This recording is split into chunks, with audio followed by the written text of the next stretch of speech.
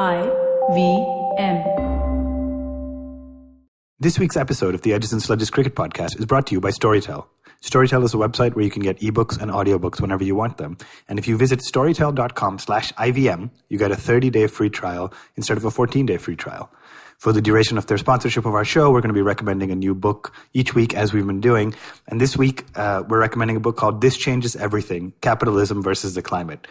It's by Naomi Klein. It's available as an audiobook, and it's the ultimate guide on climate change and what it's doing to the world we live in. And especially given the horrific events happening in Australia with the bushfires, we thought it would be timely to recommend this one. So again, check out storytel.com/IVM for a 30-day free trial and enjoy this week's show.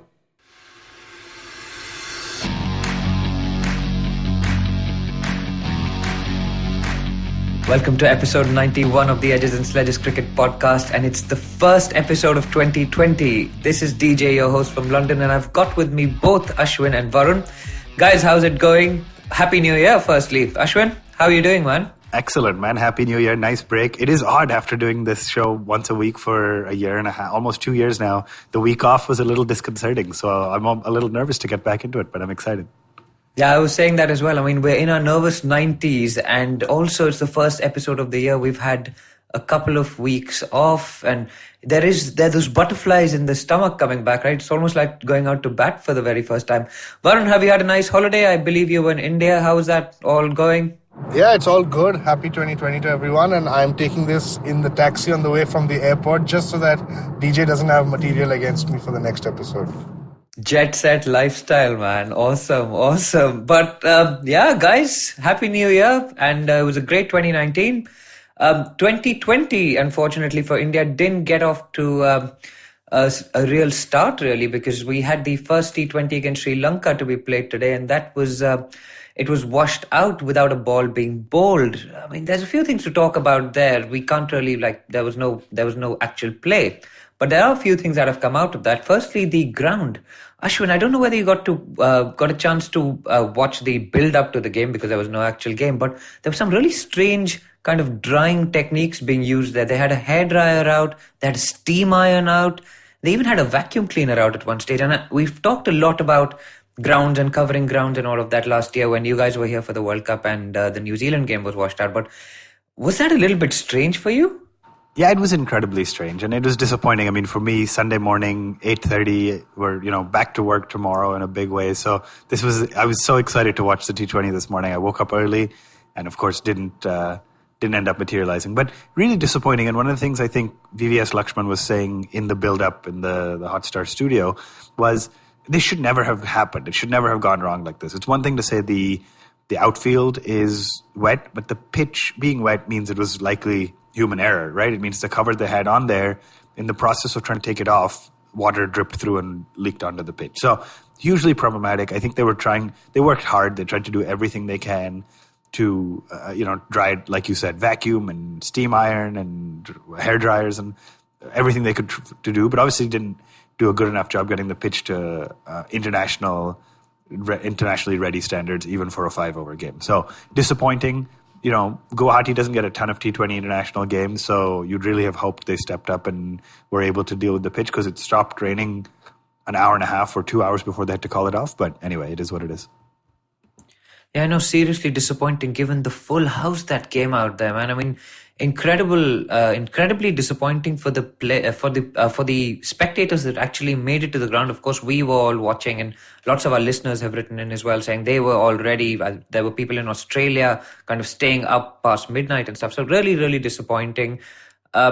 Yes, I mean, I don't think there's much more to be said about that, really. It was just a damp start to the year 2020 for India, so it can only go up from here. But a couple of interesting things happened, and not sure we really need to speak much about them. But the first thing, that Bumrah would have been back, and Rohit was rested, and that the Rahul and Shikhar debate seems to be continuing. Varun, do you have anything to add to that? I mean, obviously Rohit is a given in the T20 side, but Kohli seemed to indicate that either Rahul or Shikhar are still in the mix for 2020. Is he just keeping his options open, or is that actually true? Is Shikhar a real contender for 2020, the World Cup itself?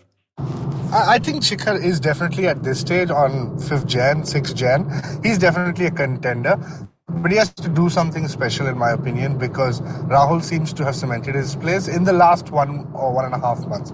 So I think Shikhar is still very much a part of the mix, and you can't take away the fact that Shikhar's record in ICC tournaments, he just comes alive then. So I'm sure Kohli knows that, and it'll be interesting to see what happens with Dhawan.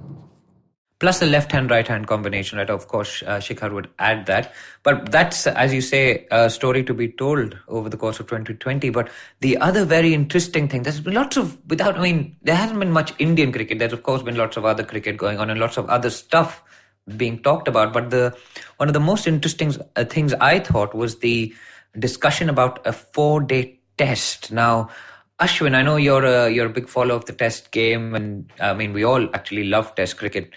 They're going to discuss a proposal. The ICC are going to discuss a proposal about cutting down test matches to 4 days. Now, Joe Root has come out in support of this. Josh Butler has come out in support of this, saying test cricket must change if it is to survive, etc. But King Kohli, the man that everybody listens to about test cricket and who seems to believe that test cricket is the main form of the game, the purest form of the game, has said that he doesn't want it to change. So Ashwin, let's hear what you have to say about test cricket being a 4-day game. Yeah, it's really interesting. And I was thinking about this before we started recording. And I think the purist in all three of us and everybody who we talk to on social media and who we engage with the game thinks, why should we change? The game changes so much. T20 didn't exist 15 years ago. And, so why are we forcing change just for the sake of the calendar? I think surprisingly, for somebody like me who likes and watches a lot of test cricket, I've been watching the England-South Africa series and Australia-New Zealand.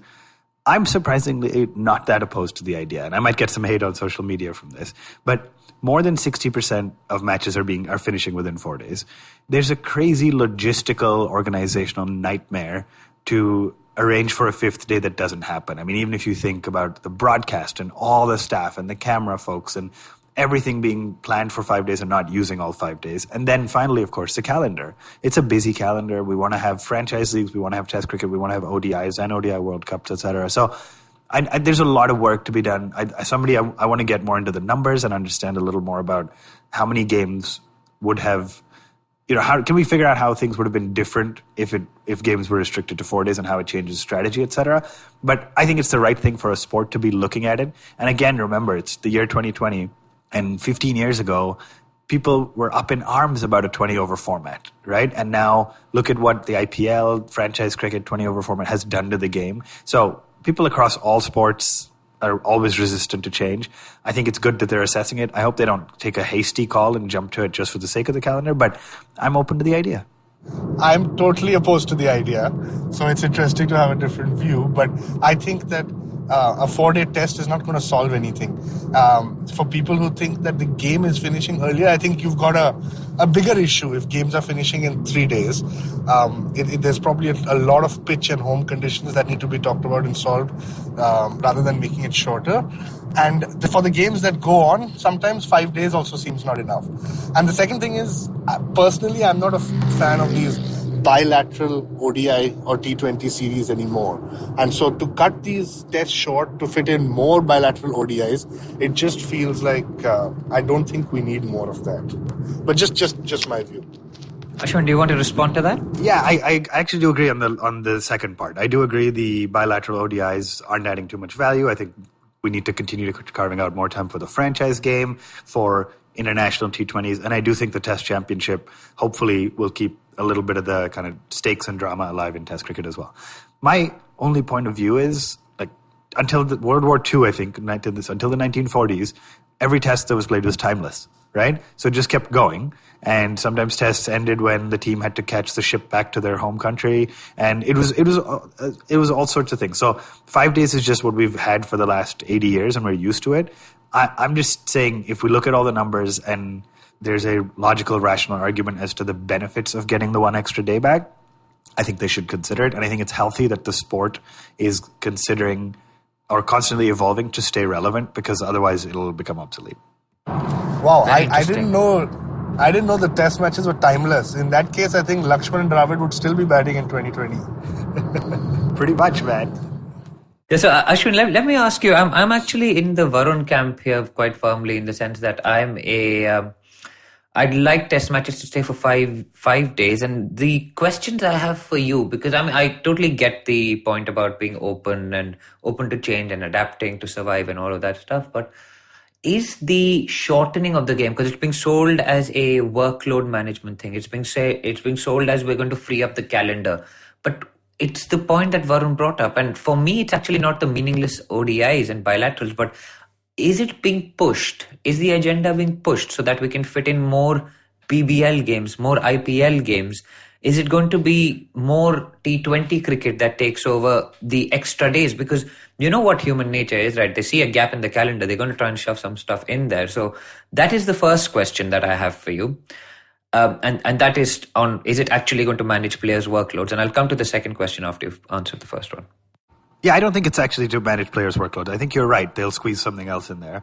But again, I'm going to get hate for this. I know I'm going to. But as you think about the length of season we have for franchise cricket, for the IPL or the BBL today, right? Every other major sport in the world spends the vast majority of its time on franchise-based competition.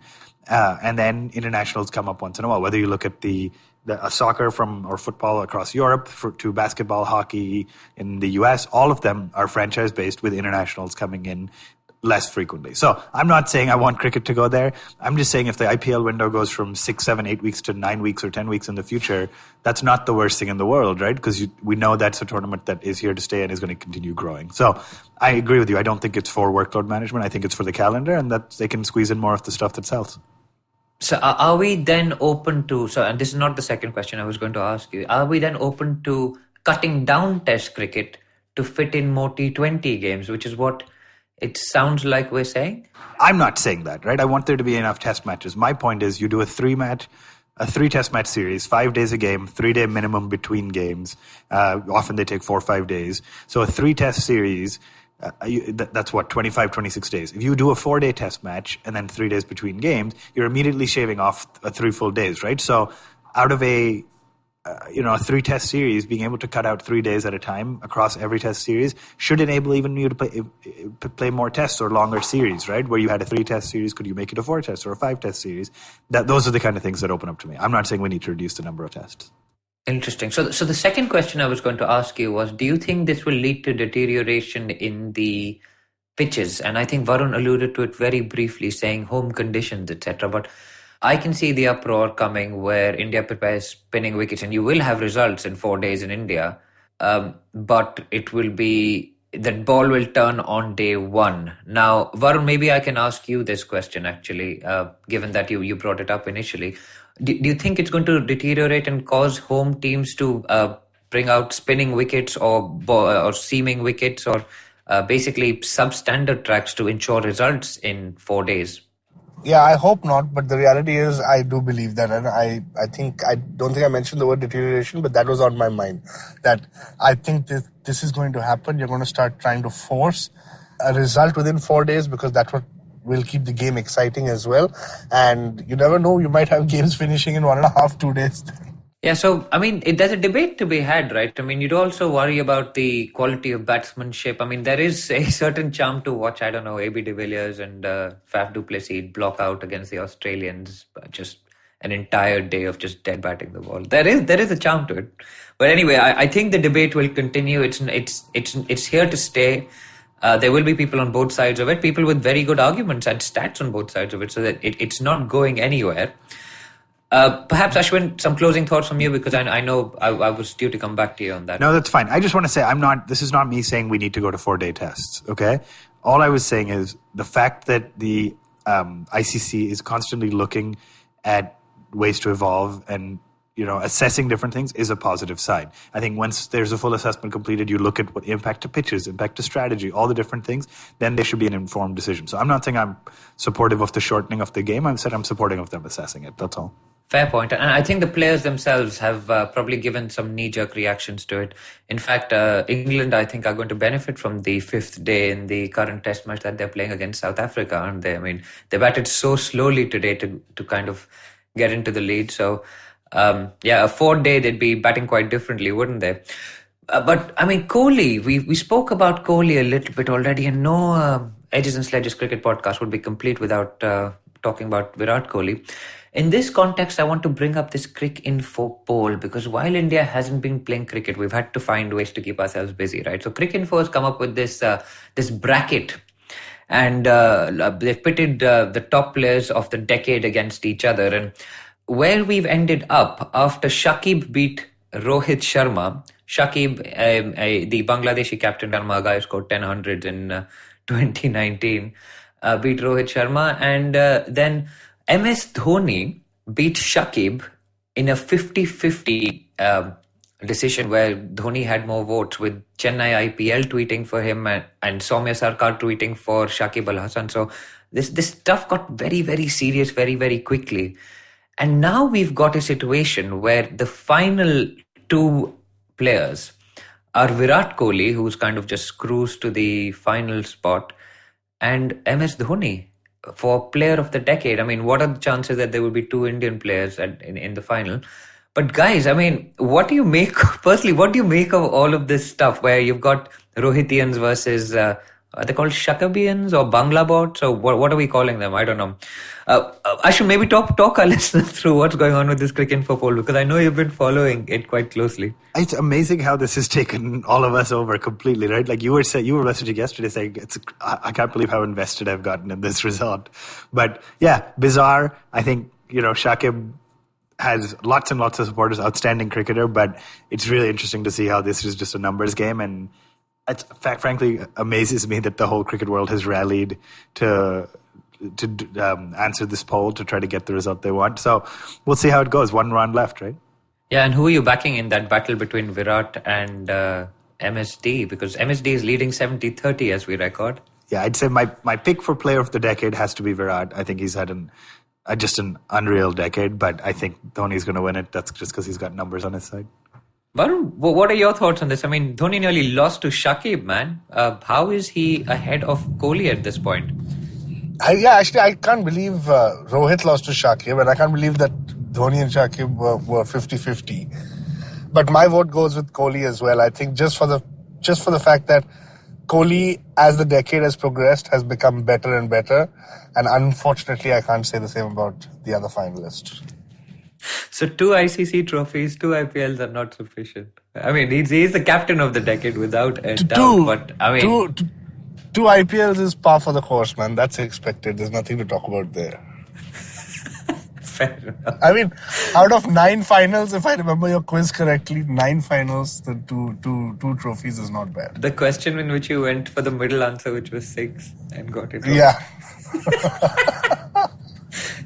Quick learner. Anyway, guys, of course, I'm rooting for MS Dhoni. He's been a fantastic player for India. I mean, but whoever wins, man, like Kohli versus Virat, it's like insane. I don't know why we're even having this conversation. It's because India has not been playing cricket, so Cricinfo people have come up with this plan. They've got a gazillion hits from all over the world, and of course they've done really well, so we will continue to track that poll closely.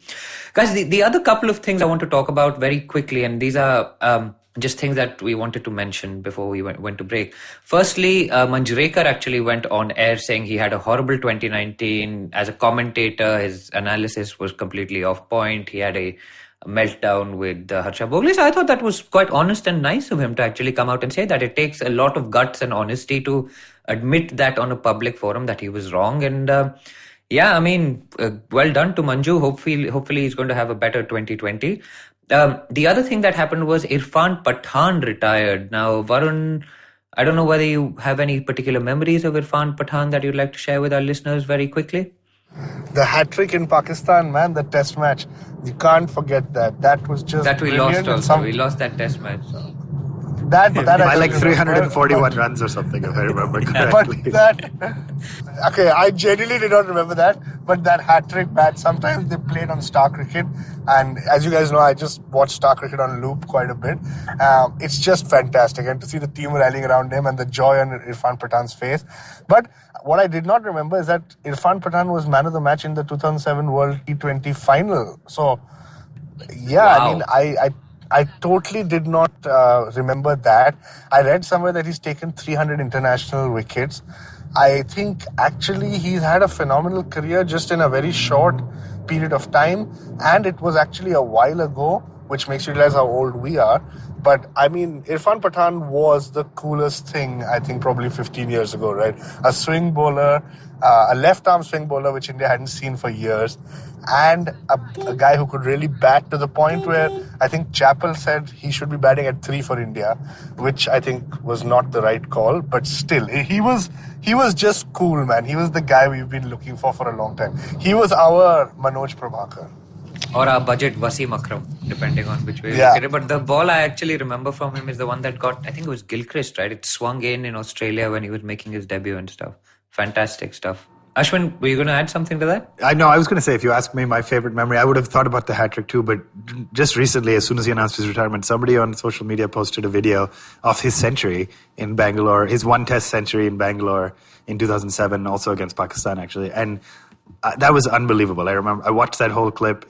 It was 9 down, and he hit a 6 to bring up his century. Just outstanding. So I think, to Varun's point, a great player who probably fell short of his potential for a variety of reasons. But yeah, we wish him well.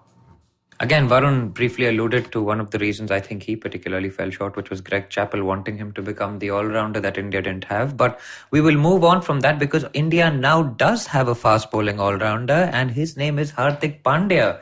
Varun, have you got an update about Hardik Pandya for us, please? Yes, Hardik Pandya is engaged on, I think, New Year's Eve. I can't remember who his fiance's name is. Natasha Stankovic, man. Natasha Stankovic. I'm very bad with these names. By the way, also later in the show, you guys have to tell me how to pronounce Marnus, the Test Centurion's last name, but we'll come to that later. But yeah, Hardik Pandya. Laviskagne. Okay, I'm definitely not going to remember that for next week's episode. But yeah, Hardik Pandya is engaged. I think he got a lot of hate on social media for it. There were all sorts of comments about how he's just gone after a foreign girl. He should have been with an Indian girl and all sorts of stuff. I think it's complete nonsense. I think what I found interesting though is somebody like Hardik Pandya, who shares a lot of details about his love life with his parents, did not share that he's going to propose. And so what I did read was that his parents were also shocked that he proposed. And for all the listeners, I'm sure you know that he shares a lot of details with his parents. वो करके आया. वो definitely करके आया on the for which Varun has a power ballad which you should go back to the old catalogue of the show to listen to. But on that note, guys, we're going to go to break. Congratulations to Hardik as well as Natasha. Wish them a very happy married life in the future. And guys, we will see you after this break. Hey everybody, welcome to another amazing week on the IVM Podcast Network. You know what? Not just an amazing week. This is going to be an amazing year. We're looking forward to all the stuff that we're going to bring you in 2020. Please remember to fill out our survey, ivmpodcast.com/survey. That's going to really help us know what you guys want from us from 2020 as well, right? I mean, we'd really like to hear from you. So please do fill out that survey. It would be very helpful. Also, would like to thank our sponsors on the network this week. We have Intel, Cambly, and Storytel. Also, if you're not following us on social media, please do. We're IVM Podcast on Twitter, Facebook, and Instagram. It's a week of milestones. We have a couple of milestones this week. Geek Fruit released the 300th episode this week. What a journey it's been. Join Tejas and Vinkar as they celebrate this milestone by talking about HBO's new hit show, Watchmen. Actually, surprisingly, at this point, Geek Fruit is the second oldest show on our network, so it's definitely a show if you haven't checked out, please do check out. Another milestone that we have is it's the 50th episode of our Kannada show, Thale Harate. So definitely do check that stuff out. And as for the rest of our regular programming, on Cyrus Says this week, Cyrus talks to actor Neil Bhopalam. On IVM Likes, Abbas Alika, Ritika, and Madhuri give their weekly recommendations, discuss their favorite short stories, and talk about our new storytelling show, Tapri Tales. On Golgappa, Trupti is joined by Nikhil Mahajan, a director who carved a niche in the industry through his film Pune 52. He elaborates on the craft of storytelling and what goes into making films for a living. On KBCD, Farhad and Sunetro talk about their experiences of having lived in different cities. They share how different cities have had an impact on their queer identity. On Litnama, Lakshmi talks to Sonia Thomas about her work at BuzzFeed, the meme culture, internet as a space for women, TikTok videos, and digital literary trends. On Tapri Tales, Mallory tells the story of a mother who tries to understand YouTube trends and garners a dream of having her own YouTube channel. And with that, let's get on with your show. Welcome back from that break, guys, and we're still here on the Ages and Sledges Cricket Podcast. We've got some more stuff to talk about. I mean, there's so much stuff that's gone on since we last recorded. Guys, I know you're both big fans of young players and bringing young players into the team, and two of those people that we've been speaking about lately have been Shubman Gill and Prithvi Shaw. Now, I don't know whether you guys have been following it closely, but the Ranji Trophy games that have been played at that are being played at the moment, there have been a couple of incidents that I just wanted to discuss, and I mean they're slightly serious. So I think from it's going to be slight tone change from the first half of the show, where Shubman Gill actually was given out by the on-field umpire in his game against Delhi, and he started abusing the umpire and showing dissent. And the umpire who was officiating his first class game actually went and changed his decision after speaking to the leg umpire, weirdly. And Shubman Gill batted on. He didn't last very long. He got out eventually for 23. But maybe Varun, I'll come to you on this first, because I know you're a big supporter of young players, bringing them into the team, etc. Gill is also the captain of the India A side. He was a World Cup winner in Prithvi Shaw's team. He was the man of the tournament there. Rahul Dravid has spoken highly of him. Varun, what's gone on with Shubman Gill in this incident where he's had an absolute go at the umpire? DJ, I really don't know. You know, I like you said, I'm a huge supporter of young talent in the game. And especially when somebody like Gill, like you mentioned, has got so much great, for lack of a better word, PR going for him, so many runs behind him, so much talk about how he needs to get into the Indian team. I feel like you should just, again, maintain a low profile on some of these things, let your bat do the talking, let other people play you up. So for me, it was absolutely shocking that he did that. I mean... Yeah, it's pretty shocking, to be honest, right? Like, it's disappointing more than anything. Shubman Gill is a huge potential talent. People are talking about being India's next superstar. He's got a ton of runs behind him. He's like, he just has a really strong message out there around him. And so it's exceptionally disappointing that an incident like this on field, you never know if it's because such a young guy got so much early fame and early recognition that, he's a little more stubborn than he probably should be. And anyway, we all grew up with kind of umpire's decision is the final decision being the mantra. I guess with DRS, that's changed a little bit. But really disappointing for Gill to have behaved this way, even if he was correct. It's not worth the negativity it generates around him. And it did make a lot of news because the game actually stopped for 10 minutes before it restarted. The Delhi captain was really irritated. It was actually Nitish Rana, who we will talk about a little bit more later in the show. But Ashwin, is it the pressure that these players are put under at a young age that is causing them to behave like that? Because I also want to bring up the Prithvi Shaw. He did that celebration showing his bat and the bat doing the talking just after he came back from his doping ban and stuff. What is going on with our younger players? And I mean, what would Jamie sir say about something like this, right? Yeah, actually, you have to believe he's disappointed. And again, India's now such a powerful cricketing nation, so like the top of pretty much all the different ranks, and so to break in and be one of the future potential superstars, it doesn't surprise me that it gets to your head, or it may have gotten to their heads, but it is disappointing. I mean, look, I'm all for on-field aggression, having a player who's fired up, who fights really hard on the field. That's why I like a player like Kohli so much, but misbehaving or doing things outside the spirit of cricket, or even outside of what the laws are, which is what Gill did, that's where it starts to get disappointing and cross a line. So it's good to be intense and bring a fire on the field, but you have to, they'll have to manage it and balance it out. Yeah, very interesting. You mentioned the Kohli example again. So I actually feel that this filters down right from the top, right? And Kohli's obviously had his share of discipline issues, which he's managed to control in his latter years and channel that intensity into a fruitful kind of expression of his talent. But I mean, so I'll tell you how I see this, because obviously there's a lot of pressure on these kids and they are seen as the next big thing in Indian cricket and all of that stuff. And you mentioned Kohli, but I think my dad actually used to say something like, there's only one John McEnroe, right? And Kohli is that John McEnroe in our generation, where he is absolutely amazingly talented and he can get away with doing absolutely outrageous things. And I know you're a big tennis fan as well, right? But I mean, if you're winning Wimbledon while screaming at the umpire and doing crazy things like that, no one can actually say anything to you. But until you've done all of that stuff, and all you're trying to say is you're being a little bit of a crybaby and saying, I'm actually better than I am. So, I mean, our generation was always kind of taught to just keep their head down, score their runs, do their stuff. And that was reflected in the role models we had. We had Rahul Dravid, Anil Kumble, Javagal Srinath, VVS Lakshman, Sachin Tendulkar, even Saurav Ganguly to a certain extent. His aggression was still reined in.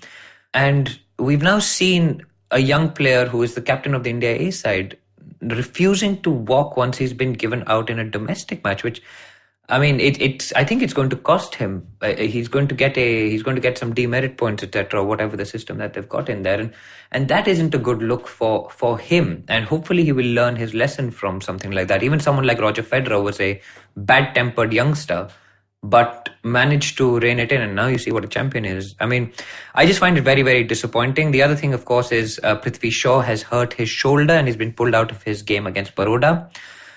So that is a little bit worrying. He was on the fringes of the Indian Test side as well as probably the limited overs side. He's obviously a Daredevils player as well, so that's a little bit of worry for people like us. But can I just go on one quick tangent since you mentioned tennis and John McEnroe? In slightly more positive news than the negativity, Nick Kyrgios, who's the Australian tennis player who is also known for his on-court outbursts on transfer. I saw him play in Cincinnati last year, and it was horrific. It was really painful to watch. But anyway, despite that, with all the environmental crisis going on in Australia with the bushfires, etc., he started what I thought was a really cool initiative, which is he just put out on Twitter. He said, for every ace I serve through the Australian summer season, which starts now, he's going to donate $200 to victims of the fires. Now, for context, he hit 16 to 20 aces a match, I think, and he's going to play a lot of matches this summer. But then what was really cool is not just other Australian tennis players got jumped on that bandwagon, but Chris Lynn has now said for every 6 he hits in the Big Bash, he's going to donate $250. Maxwell has matched that.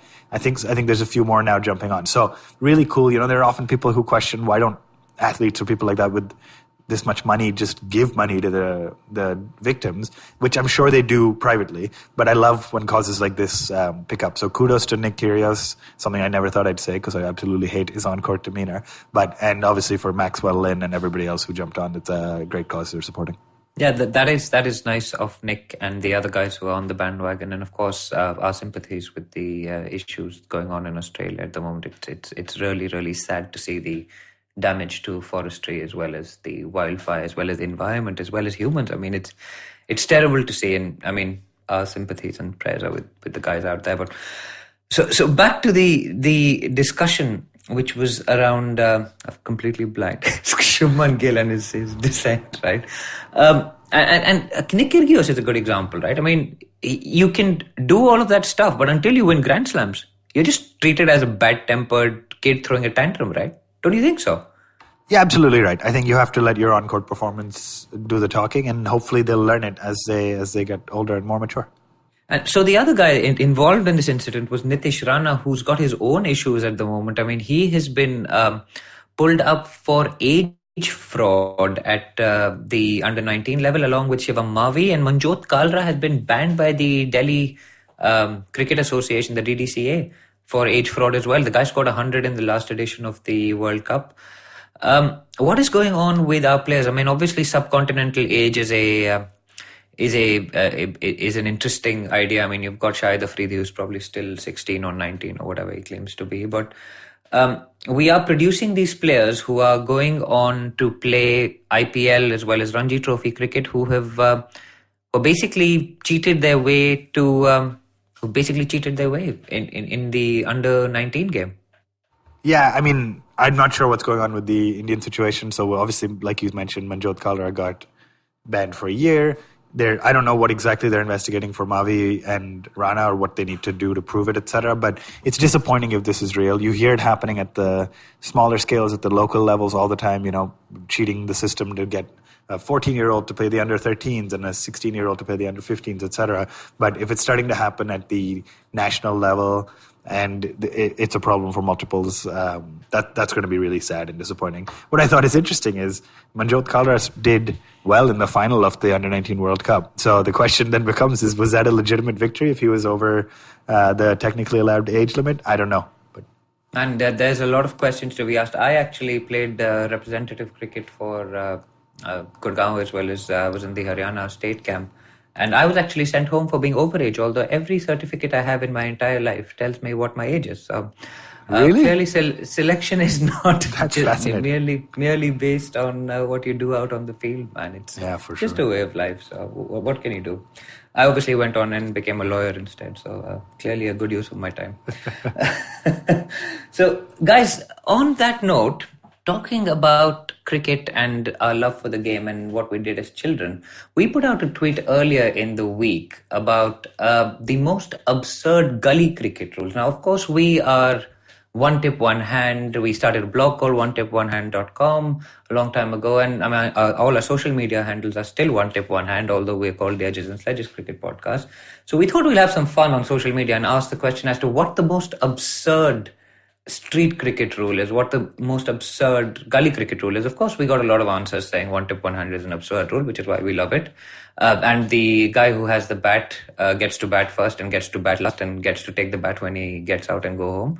But Ashwin, maybe you can some of your favorite tweets. I don't know whether you've had a chance to look through some of them, because we got some fantastic and slightly weird answers. Now, I don't know whether they're all safe for they're family friendly and safe for work, but maybe you can read out your favorite ones. The one you're thinking about, I'm not going to read out, but to the person who posted it, I think they know who they are.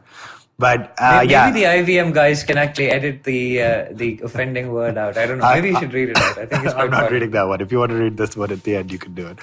Okay. But there were lots of good ones, and I had kind of three favorites that I just highlighted that brought a ton of memories back as to how cricket used to be played when we were younger. So the first one that I highlighted was from Ajay Parthasarathy, that's at Ajay16, which says if you're out on the first ball, it's a trial ball. If you got hit for a six off the first ball, it's a trial ball. And we've all done that. Sometimes I don't even know why trial balls happen, why they exist. Can you imagine if in international cricket, you could just walk out, Rohit Sharma walk out to open and say, hey, you know what, first one's just a trial, just give me some practice.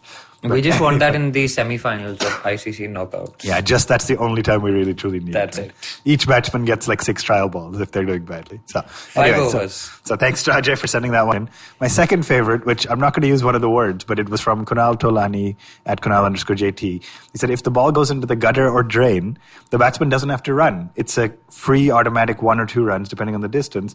The caveat is the batsman does have to go get the ball out of the drain. And I thought it was funny because Krishna Kumar at Later Cut on Twitter replied saying, the first ball after the dip in the drain, it gave the term perfume ball an altogether different meaning, and it zipped at the batsman. Always great, right? Because of course you got a wet, often greasy, often dirty ball. So thanks to Kunal and Krishna. Still feel the spray. I know anyone listening to this is feeling the spray of the ball out of the drain. Well, especially because when you're playing tennis ball cricket, right? It's absorbent. It's so anyway, but I why could did feel we the play spray next as you to said. so many drains? That's a great I question. don't understand. Why were there so many gutters and drains around? Yeah, because we got that a lot. Nali mein ball jayegi to jisne mari hai wo leke aayega. Yeah, That was like a really common answer. I'm just like, why are we playing next to all these open drains? We got a lot of those. And then the third one, which was also fun that I wrote down, but was from Amay Singh at Amazing99ask on Twitter. This guy with the bat open always. And there's a few of you who sent themes like that. If I have the bat and the ball and I'm out, I'm going to go home and nobody else gets to play. So always fun.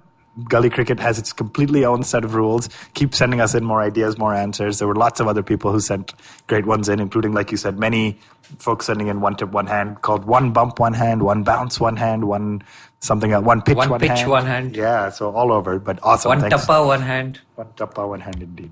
So we got asked a very interesting question, and Ashwin, you can maybe answer this. He asked the question as to, between the three of us, which one of us would do, it's my bat, my ball, I'm out, I'm going home.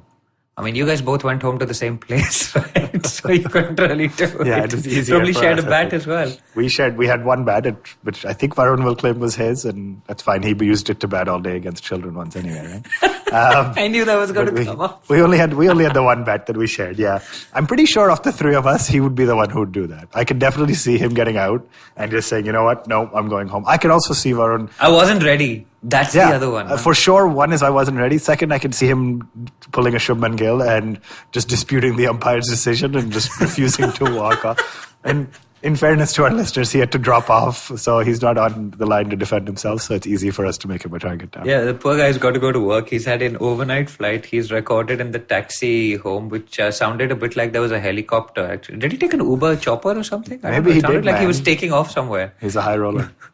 Man, he's going to listen to this and he's going to get back at He's going to be so upset. Anyway, but yes, of the three of us, I would definitely say it's him. Awesome. So we'll blame the guy who's not there. But guys, that is the wrap on this week's show. It is our first show of the 2020s and the new decade and the new year. We're into the nervous 90s. We're at episode 91. So thank you guys for being on this journey with us all this while. It's been absolutely fantastic. And please, guys, join us for the rest of 2020. It's going to be an absolutely cracking year. There's loads of awesome series coming up. There's an ICC World T20 coming up at the end of the year. So we're already building up to that. Guys, write into us. We're at OneTip100, Twitter, Facebook, and Instagram. Send us an email. We're contact at OneTip100. Leave us a rating or review wherever you listen to us. And guys, we will be back next week. Hopefully, we would have had some cricket by then, so we'll be talking all about that. Thanks very much.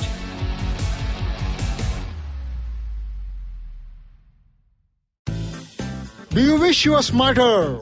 Well, so do we. But the next best thing? We could make you sound smarter. And to help you with this endeavor, we are Simplified, a podcast that attempts to break down the complex world around you with a little knowledge, a lot of poor jokes, and a ton of random trivia. Episodes out every Monday. On the IVM podcast app or wherever you get your podcasts. See ya!